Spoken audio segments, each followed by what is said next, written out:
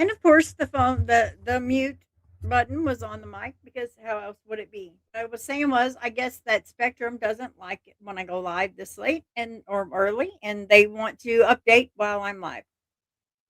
So I'm going to go ahead and go over some missing person flyers, but I figure we would go ahead and just have some a little bit of fun before we go ahead and do that because this is exactly how I feel right now. It is 4:59 right here, and that is exactly how I look at this moment, thinking, "What in the world is going on?"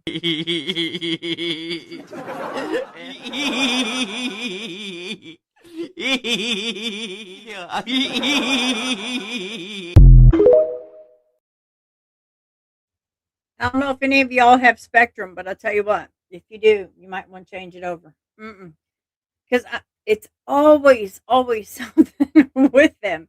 So, with that, before we even get started on the missing flyers, I just want to warn y'all this happens every time. We'll have a train wreck.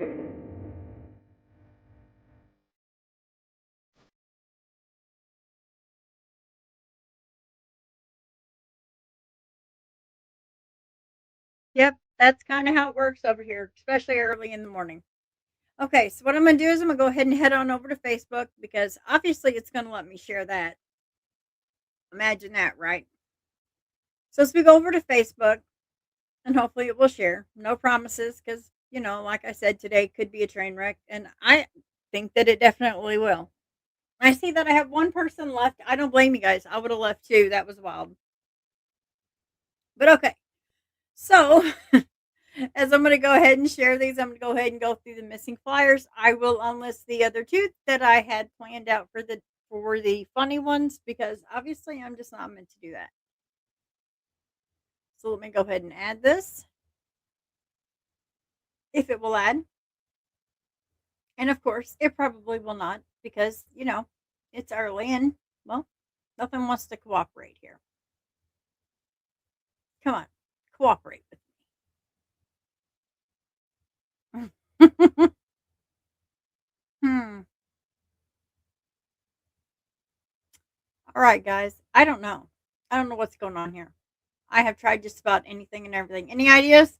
Any ideas on what I am doing wrong? I usually have no trouble at all with this service, but apparently today is one of those days.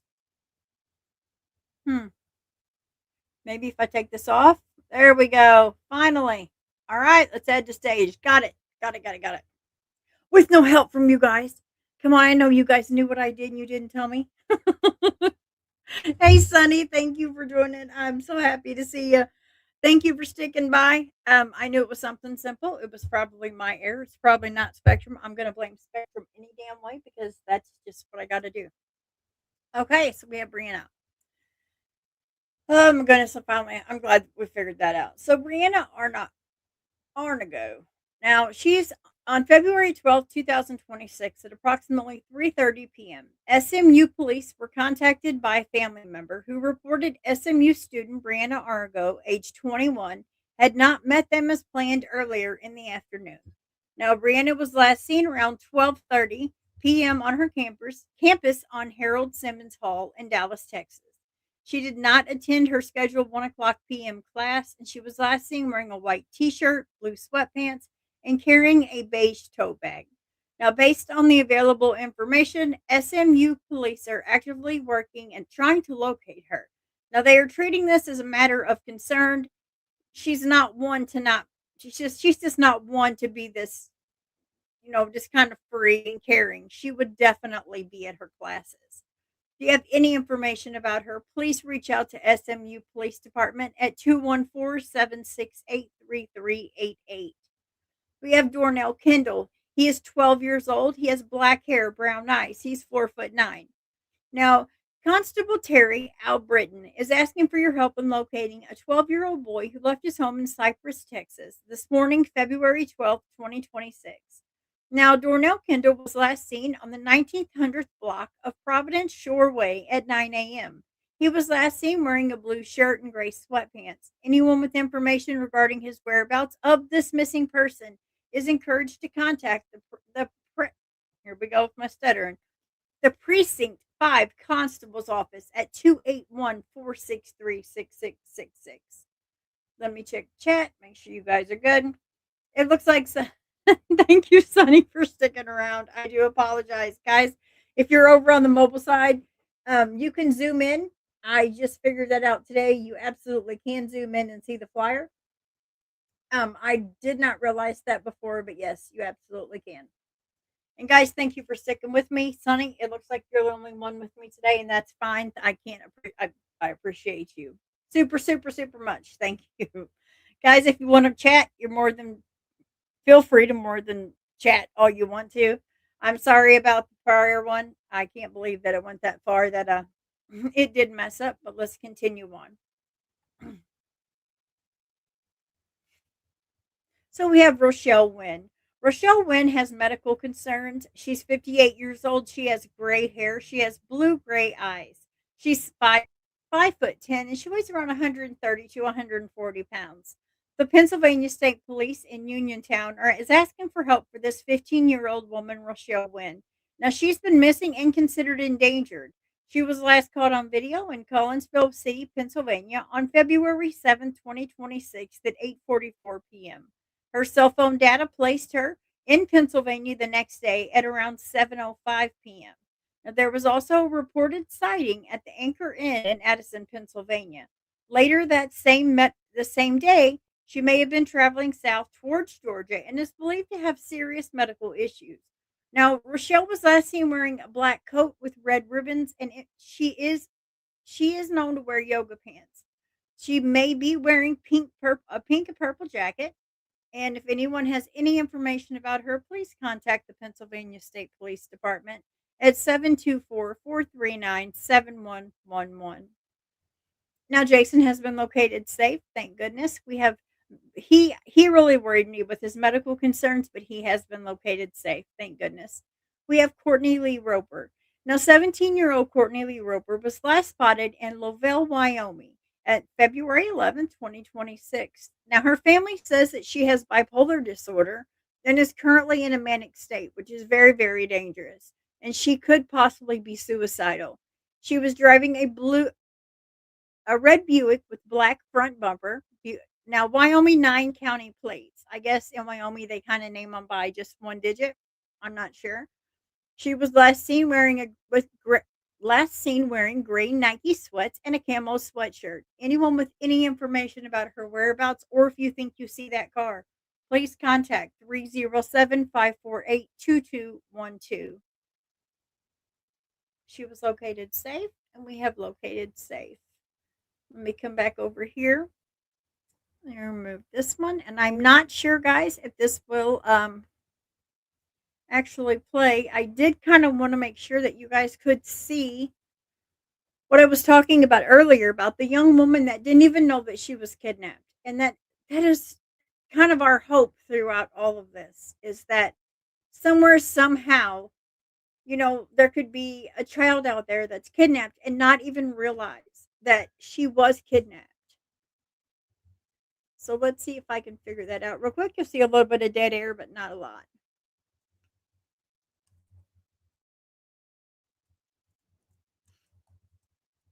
Okay, let's see if I can find it. And it's taking us to Nancy. And, God love her.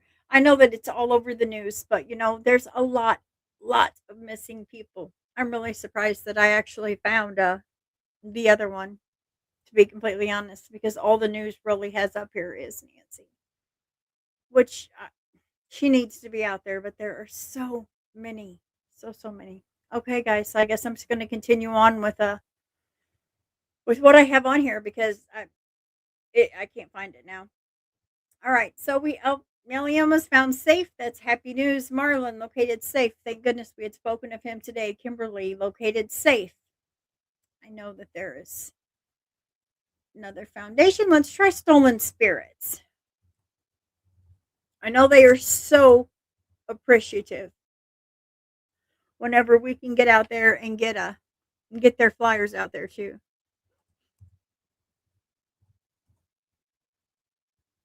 And I did totally spell that wrong. Okay. And this is kind of what it looks like. I don't know if you guys can see it. Let me put it up here. This is Stolen Spirits. They are a wonderful Facebook group. Guys, if you are looking for flyers, this is definitely where you need to go. Okay, let's go through here and see if they have added anything new. I know they did add one on Cynthia May Martinez. I am going to go ahead and play it. She's a beautiful young lady who hardly got any coverage.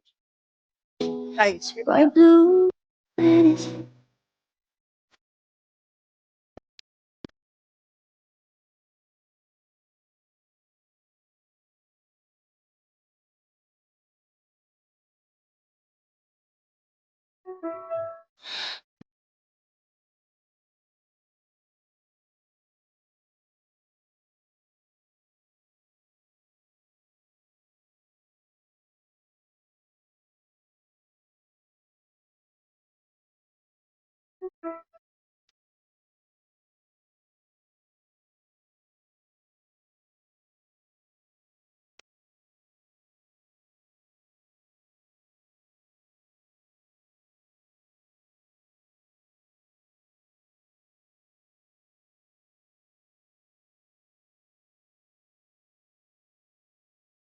And it seems to me reminds me of childhood memories.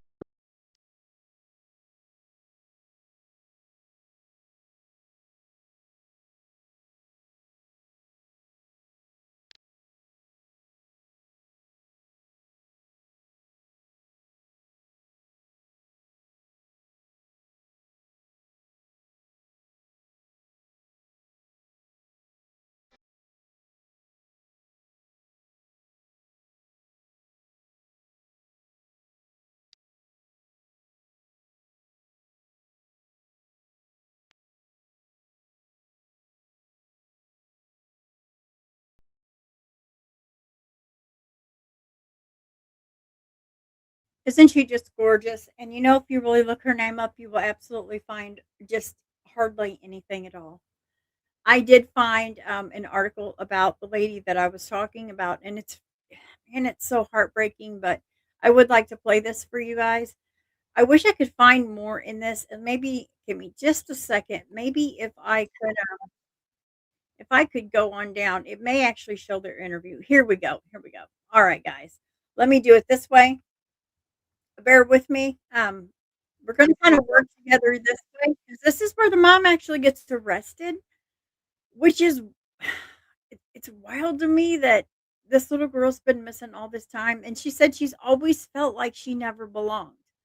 Some of us can really, we can kind of feel that a little bit. So let me share this, and hopefully this works out right now that I know what I'm doing because it is 5 a.m. in the morning. So bear with me, and thank you guys for being here. Please let me know if there is any kind of audio, anything like that. I'm gonna go ahead and shut up. Woman's house, a neighbor cracks a joke about why they're there. Uh-oh, they're coming for you, shit. But this is no joke. We're here for you. I hear you. Why? You have a warrant for arrest. It's a moment Sharon Neely feared was coming for 42 years. Her real name is not Sharon Neely. It's Deborah Newton, and she's been on the lam for her entire adult life. Police say she abducted her 3-year-old daughter, Michelle, in 1983.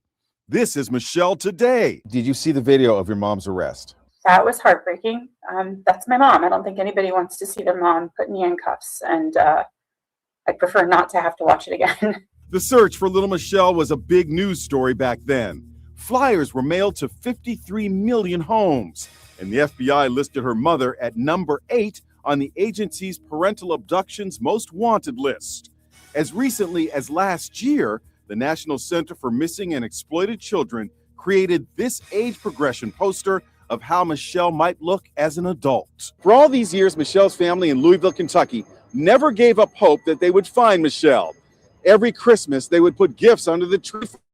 It was a tip to Crime Stoppers that finally led cops to the accused runaway mom after more than 40 years. Deborah Newton's arrest took place in the Villages, the famous Florida retirement community outside Orlando. I don't know what they're doing. She has remarried. Her husband, Reggie, is a retired cop, and is said to be stunned to learn that his wife is an alleged FBI fugitive. What's going on, Sharon? I don't know anything. Her arrest led to an emotional reunion between Michelle and Joseph Newton, the father she had not seen since she was 3. Over the last few weeks, it just feels like everything has been flipped upside down. You have since discovered that your dad is out there. You have Yes. siblings. You met them. My dad and I have step siblings, which, I have tons of cousins, aunts, and uncles. I have an amazing family. The suspected runaway mom is charged with felony custodial interference. She was released on $35,000 bail and has pleaded not guilty. I know that what I did was wrong. Now that I'm older and wiser, but I didn't see a way out. For the first God, time, wow. we're hearing the interrogation of a woman who police say lived a secret for decades. Deborah Newton was arrested in Florida and charged with the decades-old kidnapping of her then toddler daughter, Michelle, a little girl who grew into a woman who police say never knew she was a missing person. Law and Crime has obtained Newton's interrogation, where she explains why she ran, how she hid, and the moment her double life collapsed. We're on the case presented by Law and Crime. I'm Chris Stewart.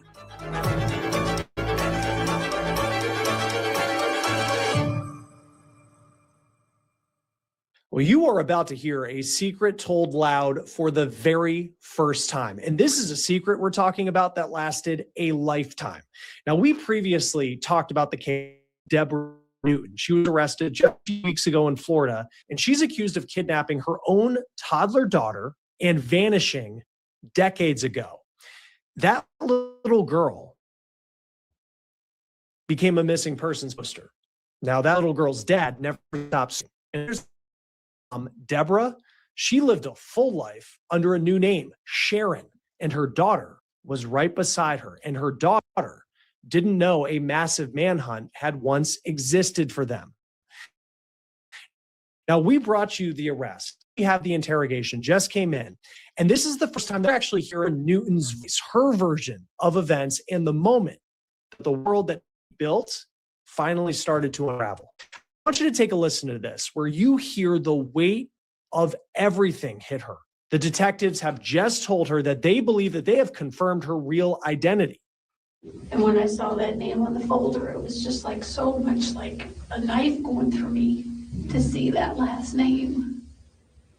I mean, that's it. I know that's who it is, but that's not me. I don't want to be that person. Now, Deborah says, quote, "That's not me." But according to police, it was. The full interrogation, it is raw, it's revealing, and it raises some huge questions about victimhood, guilt, and a love that authorities allege hid a crime. Now, this all started back in Louisville, Kentucky in the spring of 1983. We have a little girl back then named Michelle Newton. She was just 3 years old. Her parents were Joe and Deborah Newton. Now, according to the family's plan, they were getting ready to move to Georgia. As Joe Newton later told reporters, Deborah left a little ahead of them with Michelle. Supposedly, she was going to start a new job and get the home ready. But when Joe got to Georgia, his wife, his daughter, they were gone. And according to authorities, that was it.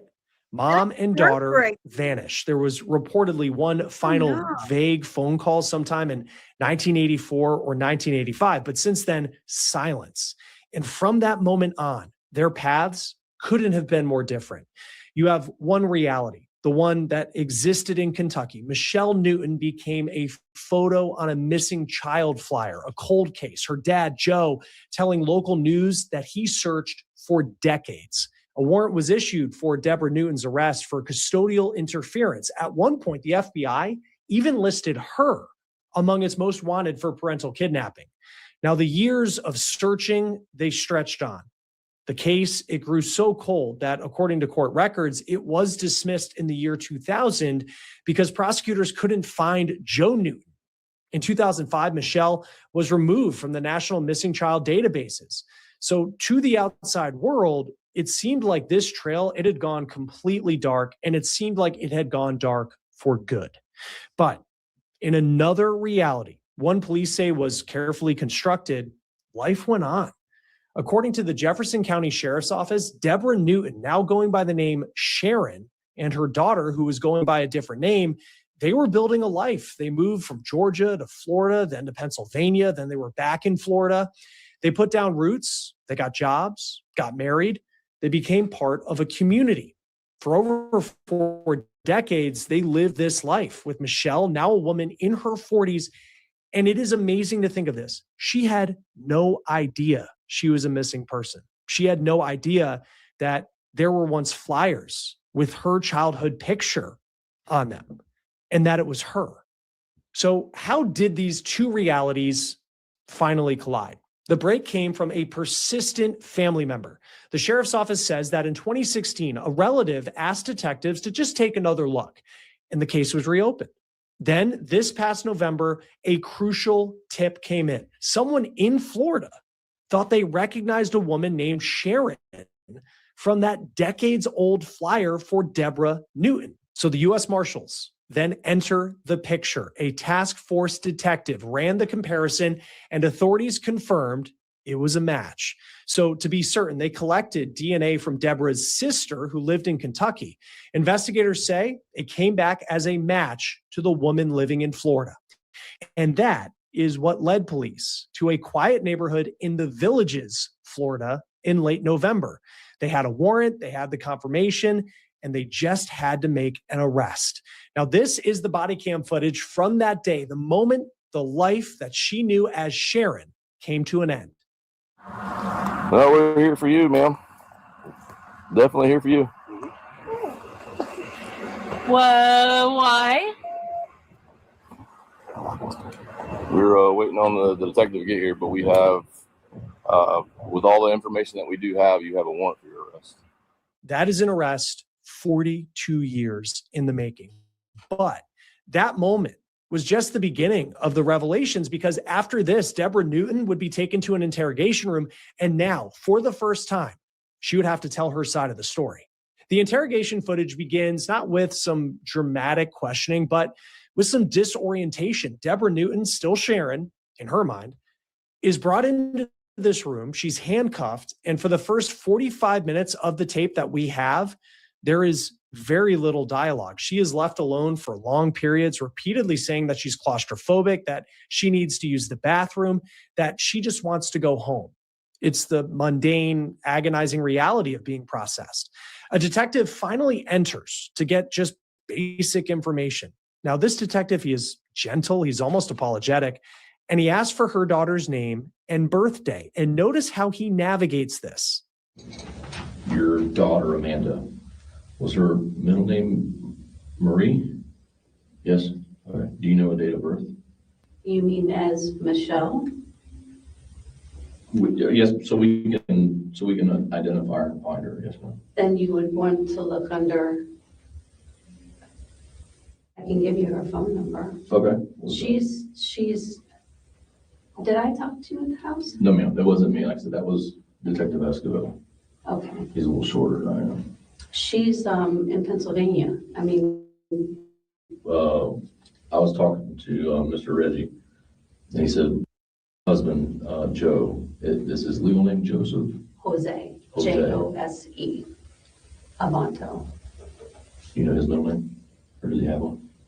I don't know. Don't know, okay. Do you know their address off the top of your head? And then this date of birth, is that for Amanda or for Michelle? Amanda. Okay. And for Michelle, what would that date of birth be? Okay. And Miss Michelle's middle name? Marie. Marie. And last name? She was born as Newton. Newton. Okay. Like I said, I'm not familiar with all the information because like I said, Detective Escobar, the one you spoke to in the back of the truck, he has all the information. Is he coming? Yes, ma'am, he will. He will. He's still making some phone calls and everything, and he's going to be coming in. That's why he asked me to try to get the basic information and everything for everybody. I'm really scared. Why? I don't know what's going to happen. Oh, so he'll be, like I said, I don't have all that information. He'll be able to come in and to explain, I don't want to tell you something and it's not the truth because like I said, I don't know everything. He has all that information, so he'll be coming in. As far as I'm aware of, all I know of is there was a warrant issued and in reference to this with your daughter, I guess, with some parental custody issues. And then I guess the other side of the family's been pushing it to find out because they didn't know if y'all were still alive or anything like that. And that's all I know. So, Wow, this is unreal. Could you imagine? Get all of our ducks in a row, make sure we got everybody within the situation, and then go from there. Already the framework is set. The detective casually bridges her two words, Amanda, I mean as Michelle, and she provides the real birthday without hesitation. And you can hear her say that she is scared, but she is compliant. A little later, another detective arrives and reads her Miranda rights. Then the detective just cuts to the chase. He lists the agencies involved, FBI, U.S. Marshals, Louisville, Kentucky police, to show her that this isn't just some small-time investigation. Then he gives her the floor to explain what happened. And what follows is the core narrative, where she doesn't. Guys, like, could you possibly imagine being this child? I mean, this poor woman, she's lived her whole life not knowing. That's heartbreaking. That really is heartbreaking. Deny taking her daughter, but she does reframe it. Listen. I don't even know if I can remember all the details. It's a long time ago. But when I was married to him, we got married. I think I was 17. And things were pretty good. But then he wanted some sort of open marriage. And he took pictures of me. And then when I tried to leave, Amanda was a baby. We're talking about Joseph. Yeah. Joseph, my husband. And he took pictures of me with two different men, 2 different times, not together, but 2 different times, and said that if I left him, divorced him, he would take those films. They weren't videos, they were like film, kind of old-fashioned film, and he would share them and show them to my family, my mom and dad. And so I had an opportunity to run, and I went to Atlanta, Georgia. What year do you think that was?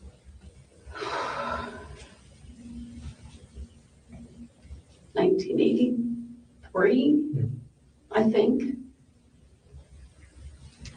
And the person there helped me to get false identification. And so I just kind of rebuilt a life because he was really mean. And I became this mean person, and I just really look back. My husband doesn't know. He has nothing to do with this. He doesn't know.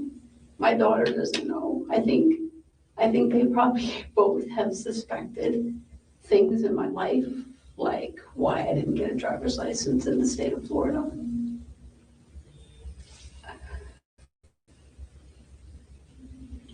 Now, I'm kind of coming into this, like I told you before, I don't know everything. So Joseph was your first husband, correct? And where was this at?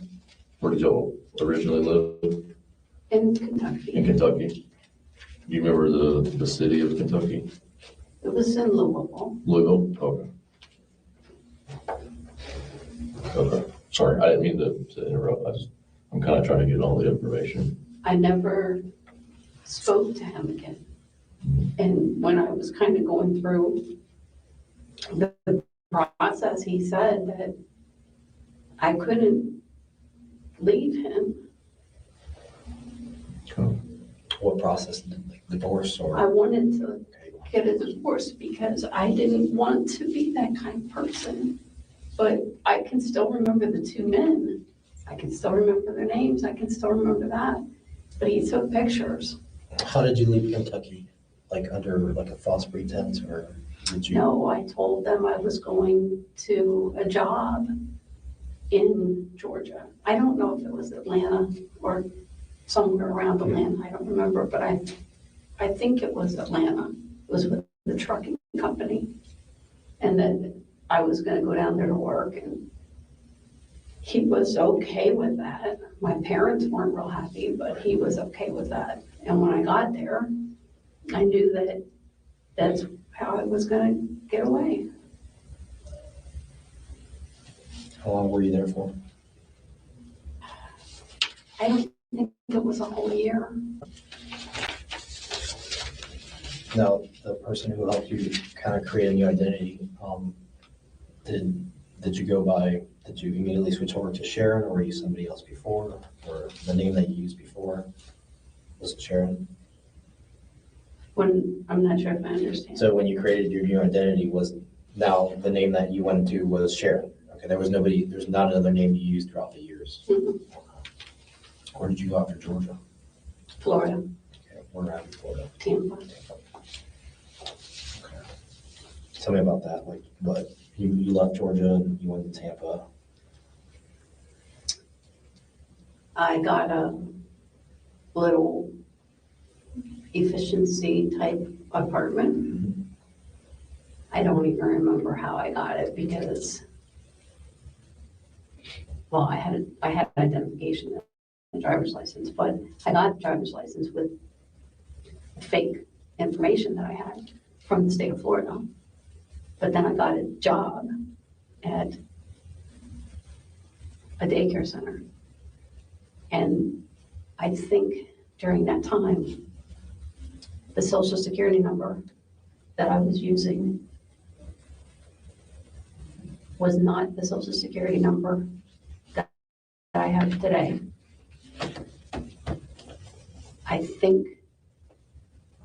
I don't remember why, but I do remember having to go to the Social Security Administration and getting the social security number. At the same time, I think I got my daughter's.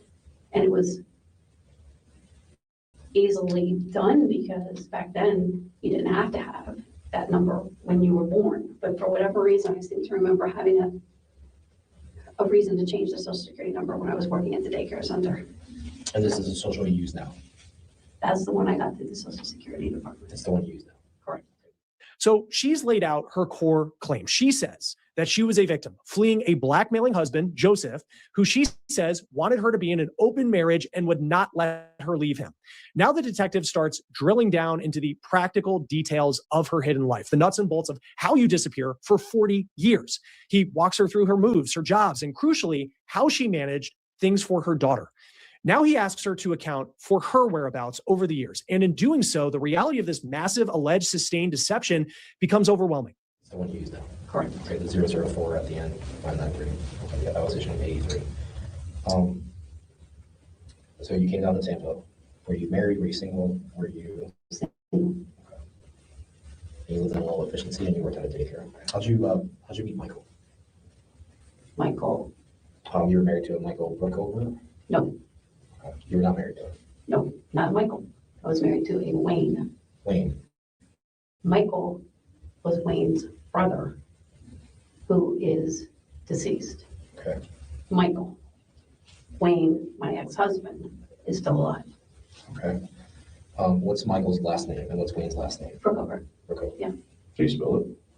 Brookover. Okay, listen. Yep. I'm not sure how that got twisted, but No, it's okay. And there's a lot of information throughout the years, and just some things start to like mix up. But where did you guys live together, in Tampa? Okay. So how did you leave Tampa? I was dating someone and I just wanted to get away. And we kind of sort of just picked up. You know, in chat too, someone's saying, write all of this over photos or a video. And that's kind of true. It's like, even if they would have put the video out or photos or whatever, I mean, this is a bit extreme because of that. I'm not judging her. I mean, if she was that scared, but man, that is very extreme, Deputy Smith. You're right. I mean, dang, this is serious. That's a bit much. I have to agree with you. What do you guys think? I mean, he makes a good point. Place on the map, and it was Pennsylvania. And I went to Pennsylvania and started working for a restaurant. And at the restaurant is where I met Wayne. And his real name's not Wayne, it's Chester. I don't know, it's probably important somewhere along the line. With a J or CH? CH. yes. Chester. Chester. Okay. And that's Brookover? Yeah. Because if you're, whatever you're doing with that, you probably need to know that's his real name. And he lives in, I think it's Virginia. I'm pretty confident I've ran into Chester's name before somewhere because I've looked into Michael and saw Chester's name there. So you met Wayne in Tampa? Pennsylvania. Pennsylvania, okay. Did you date anybody in Tampa? I went out. I lived, I had a roommate that was a girl.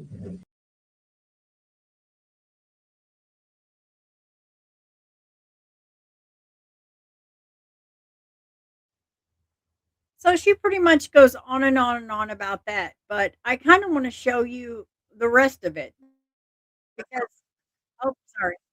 They show some of it, but they don't really show like the main parts of it. Like it still seems odd to me. I mean, to go through all that, really? So let's watch this one and see what this one says because it is kind of odd that just for a video or whatever's going on, that's a bit much to go that far. So let me just go ahead and share this. That is odd. It really is to go this far. I think maybe not, but I don't see how this is so serious that she had to run. I'm not judging her. I'm not. I don't know her, but wow.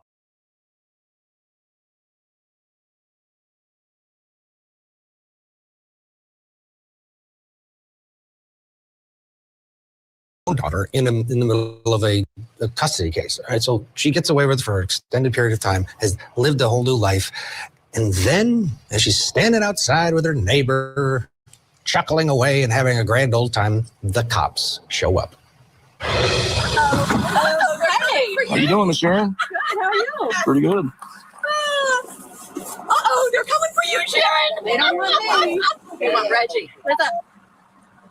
Well, we're here for you, ma'am. Definitely here for you. Whoa, why? We're waiting on the detective to get here, but we have, with all the information that we do have, you have a warrant for your arrest. Ma'am, we're not. I'm so sorry. No, you're okay. I'm so sorry. Okay, go ahead and go. Thank you. I don't understand. Yes, ma'am. So. You're Sharon, correct? Yeah. Okay. Yeah. Now, see, she says she doesn't understand. Now, if you're going through here 40 years, you understand. Am I wrong? I mean, I know it's iffy because I don't want to victim shame and I don't want to say she's not a victim, but 40 years and you're surprised that an officer's like, we're here for your arrest? I don't know if I believe. Who am I? So what we're gonna do is we're gonna put you in handcuffs, okay? Can I take my dog in and get my husband? We'll get the dog. Go ahead and get your husband, and we'll get your dog taken care of. You want me to hold the leash for now? She's I don't think she's gonna get it. Well, you don't have to do that. I'm not gonna. I gotta still put you in handcuffs. Here, let me have this. I promise I will not hurt your dog under any circumstances. We'll do it in the front, with your okay? dog. There it is, the shock. You can see that. But on the other hand, at some point, she's absolutely understanding what's going on. That moment, Deborah Newton, taken into custody for kidnapping her daughter 40 years earlier. Newton was living under the name of Sharon Neely. That's why I heard the neighbor saying, "They're coming for you, Sharon." Investigators located her in Central Florida, charged her with custodial interference, a felony offense in Kentucky. This is where the case originated. Newton reportedly told her then husband that she was moving to Georgia for a new job. But when he arrived, Deborah and their daughter, Michelle, were gone. Michelle, now 46 years old, was considered missing since she was 3. So first reaction to the gone mom, Deborah Newton, from our guest, Joe Tamburino, David Bruno, still with us. I mean, this woman and then the neighbors, classic. She'd obviously rebuilt her life, and probably, for the first 5 years, 10 years, Joe is maybe waking up every day and thinking of it. But 40 years later, I'm sure she's thinking, all right, I got away with it. Absolutely. I mean, think about this case. This case is so fascinating because I think it was back in 2005, they completely dropped the case because they couldn't find the dad. They took Michelle off the missing children's list. I mean, this case was dead. And then all of a sudden, earlier this year, there were some tips or a tip from someone who said, gee, I think this might be the mom who back in the 80s supposedly took the kid and ran away, a parental rights violation. And then they put some things together and voila, they have it. I mean, it's amazing, but it does go to show you the power of social media and media in general. I mean, when people see things on the internet, on their phone, on their computers, sometimes it sticks in their head and they think, yeah, I remember something about this. It just jogs their memory. So it's really fascinating. Yeah, one person just said, that lady kind of looks like, and boom, to your point, now this investigation is back on and now it's been solved. David, time has gone by. Prosecuting her, is that going to be a problem? Well, when I first saw it, I said, what about the statute of limitations? Because this is so far away. And they also dismissed in the middle of that. But guess what? Kentucky does not have a statute of limitations on the child interference. So that's getting through that first technical hurdle. And it's also a range in a sentencing with 1 to 5 years. So it's so remote. I mean, it's gone by. The child is now 45 years old. So I wonder how prosecutors are going to prosecute this. What's going to be a reasonable disposition given the time that has gone by? And also, if the biological dad is not around or not available, it creates a number of other probative problems that prosecutors may have to actually go the distance on something like this. I think he is around, and the 45-year-old now has figured out, I have a dad and my name is actually, for this individual who's an adult, she didn't know anything. Joe, what do you think in terms of the punishment here for the defendant? Is this something that you think pleads out and she does a little bit of time? Yes, I think this will played out, and I would be surprised if she gets prison, and here's why.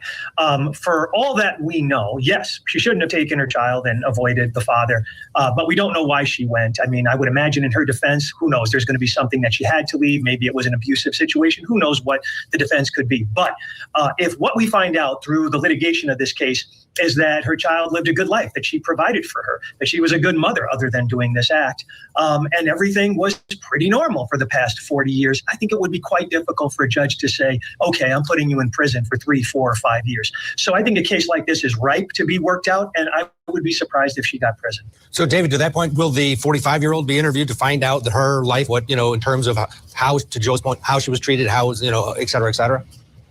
Oh, absolutely, as to how she was treated, but she's not going to have much probative information with respect to what happened when she was 3, because this happened way back when this child was 3 years old. And Joe, this is a very real problem.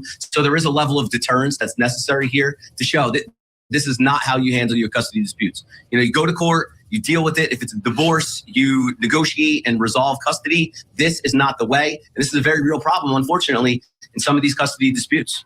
Yeah, Joe, and that's right. You've got allegations of abuse that aren't there, and you've got a lot of things going on when you've got 2 adults that have a kid in the middle during a separation.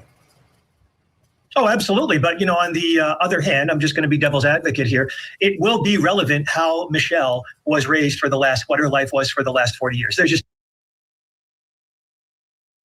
just a lot of things that he's done over the years. And Megan and Margaret. Michelle. Yeah, everything. He's like, I don't know how to tell you this any other way. He's like, you've been a missing person for 42, 43 years, and your real name is Michelle Marie Newton. Last month, Michelle found out she isn't who she thought she was.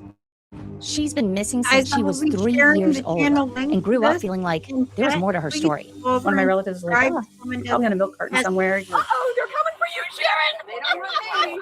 They want Reggie. What's up? No, we're here for you, ma'am.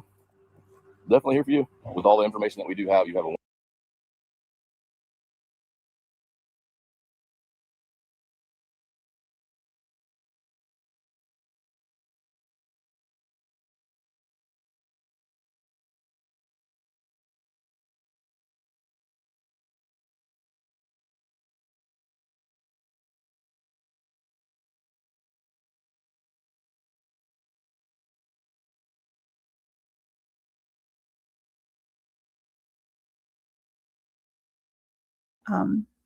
And that was my grandparents, on my mom.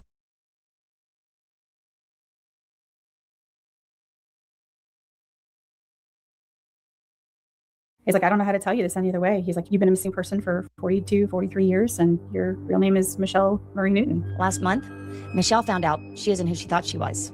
She's been missing since she was 3 years old and grew up feeling like there was more to her story. One of my relatives was like, you're probably in a milk carton somewhere. Uh-oh, they're coming for you, Sharon. They don't want me. They want Reggie. What's up? No, we're here for you, ma'am.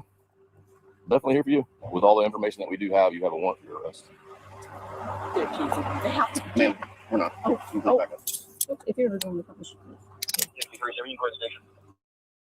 I didn't do anything.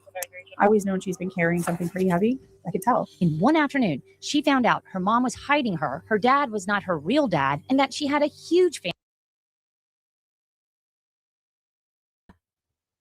Mark, I really did try to make it funny at first, but because you brought that up, I will do this for you because, guys, I don't know what happened. It was wild. I tried to make it fun, but obviously Spectrum was just like, nope, we're not having fun.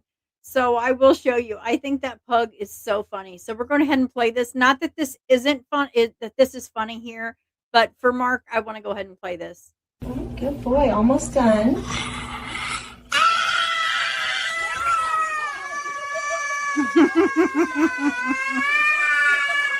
Almost done.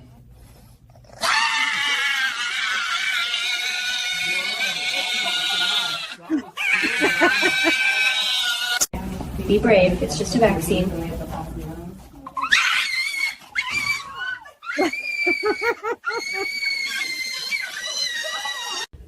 Stay still, brave boy.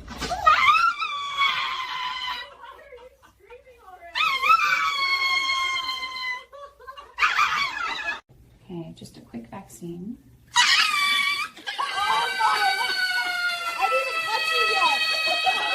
Poor baby. Just one little shot. That was nothing.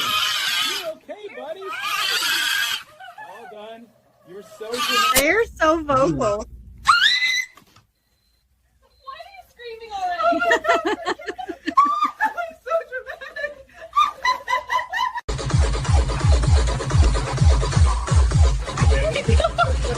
Look at him go. He's headbanging harder now.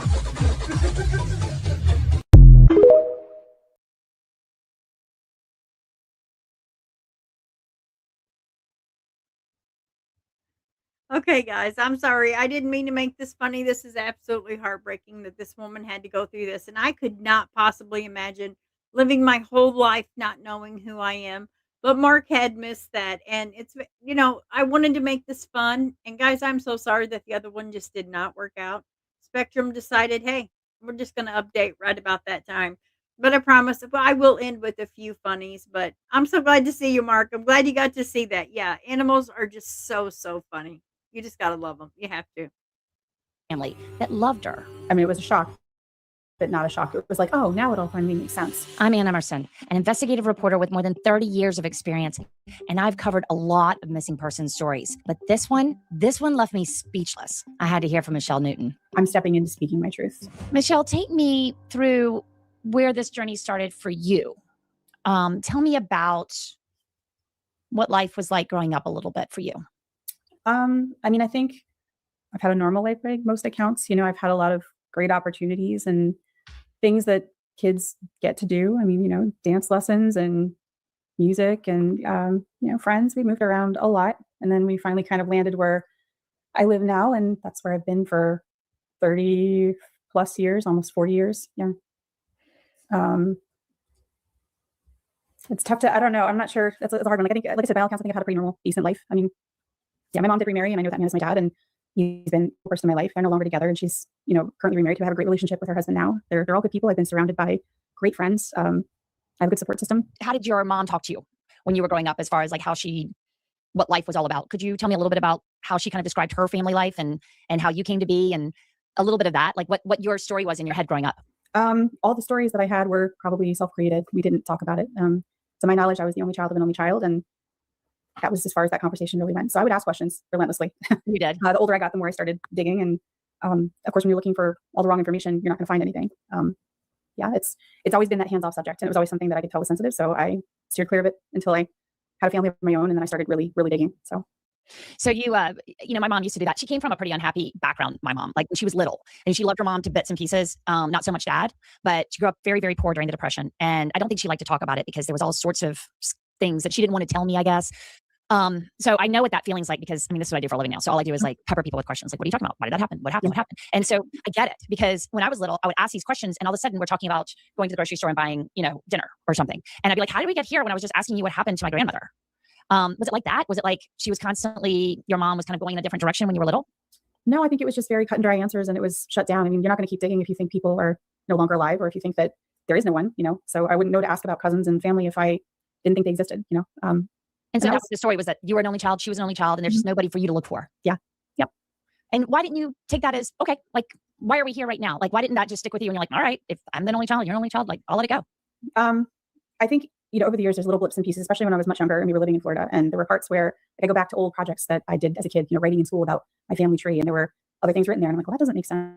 And so I would start to kind of question, like, this doesn't jive. And like, just this gut feeling of like, there's more to it.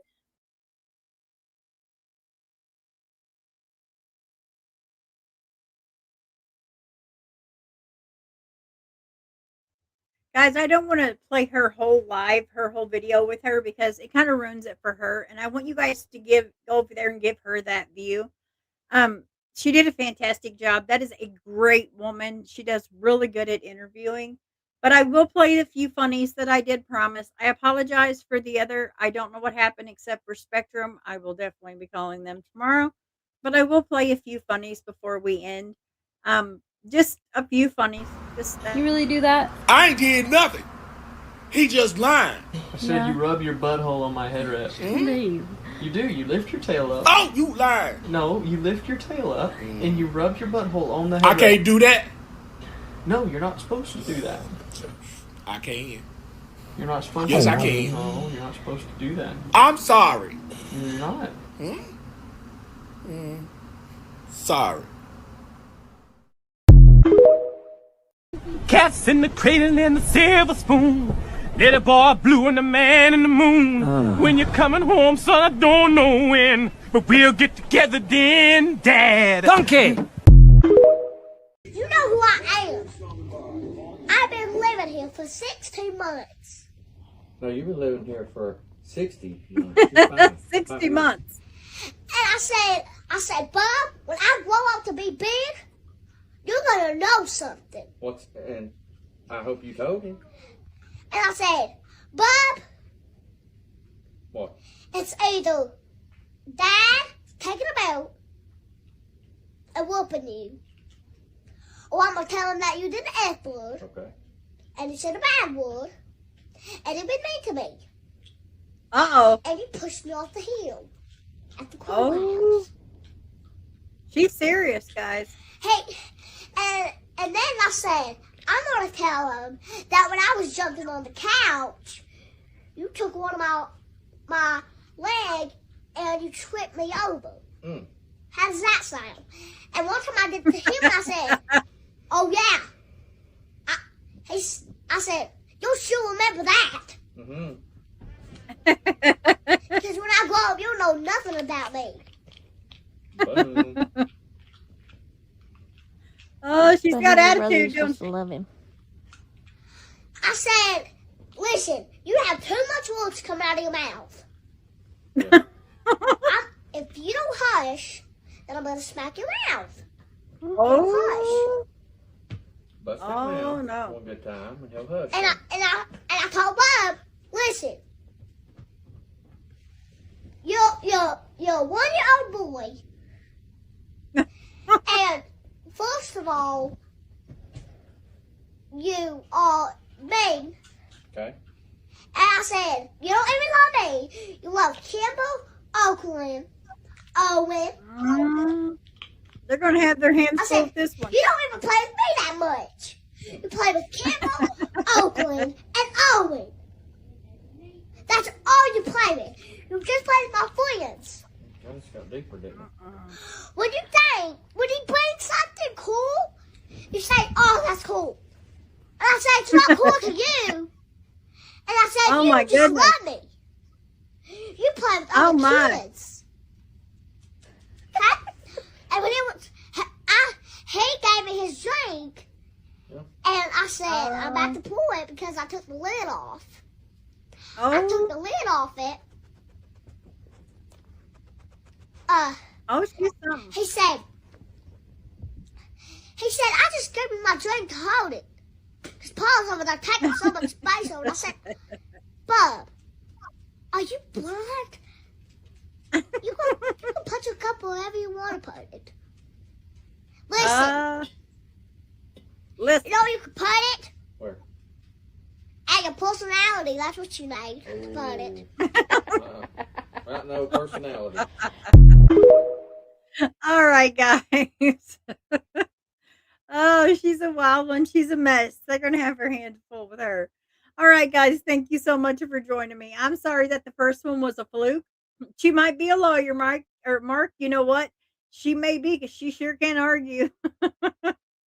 Guys, thank you so much for joining me. Like I said, I'm sorry the last one was a fluke. It wasn't supposed to be. It was supposed to be fun, but Spectrum. I'll thank them later. But all right, guys, have a blessed day. God bless you all. Until next time, goodbye. In a world that turns too fast, some are lost, left in the past. But we won't let silence win. We'll speak their names again. Voices rising through the dark. Every story leaves a mark. We are the ones who won't forget.